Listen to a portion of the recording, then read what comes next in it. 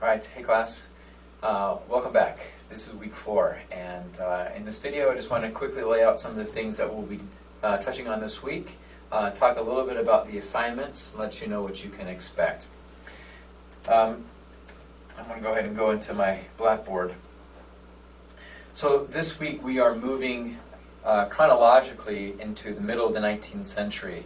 We're going to be finally discussing the Civil War, looking at the African American experience during the war from both the North and the South, looking at cases of Civil War soldiers, and of course looking at how slavery and the institution of slavery evolved during the Civil War years. And then of course at the end of the Civil War, the Emancipation Proclamation, there's suddenly no more slavery. And of course that brings up this question of, well, what does the country do with African Americans, with slaves? How does that process go? How do the slaves learn that they are no longer slaves? Are there instances where a southern plantation owner does not tell his slaves that Abraham Lincoln signed this proclamation making them free? How does that information disseminate across the nation and across this area of the country that wasn't excited about it? So those are some of the things that you'll be looking at in your readings, and of course moving into the Reconstruction period. If there is a topic of importance to Americans today, especially in terms or with questions regarding immigration, migrant workers, the way that we are our country's dealing with people of color, minority groups, there is no greater parallel in our history than what happened during the Reconstruction era. Sadly, this is a topic that I know many students touch on. They've heard about it before, but they don't think it through. Right? This topic, Reconstruction and the experience of the African Americans in this era, is pivotal to an understanding of the African American experience today. I cannot make that any more clear.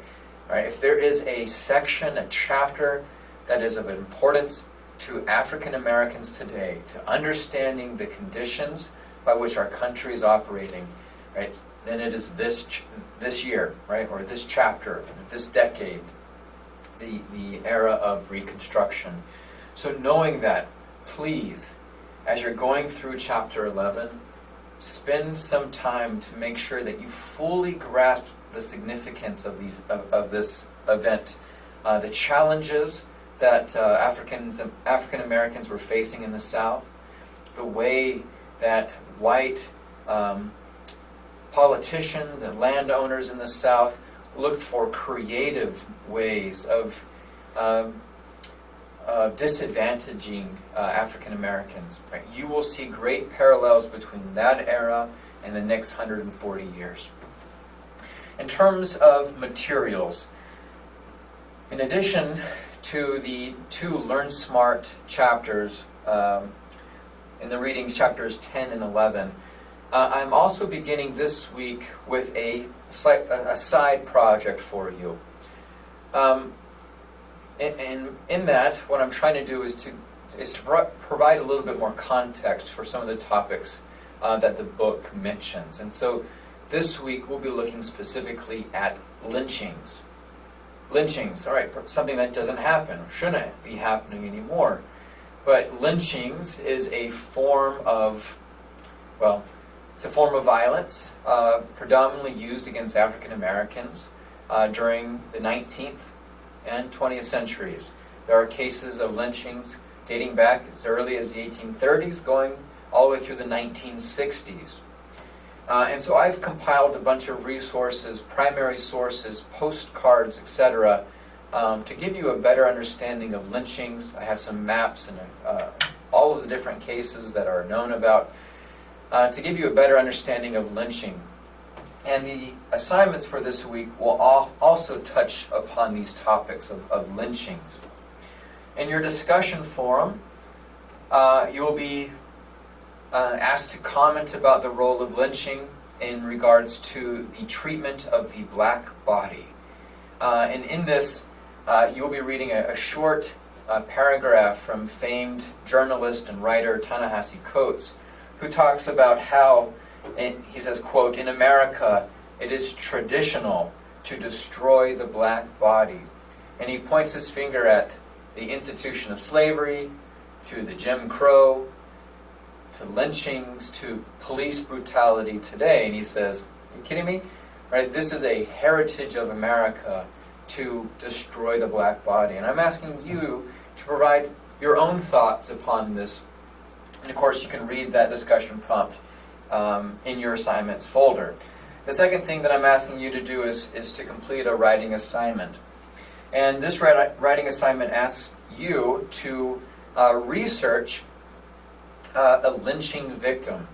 I've provided a website called Without Sanctuary.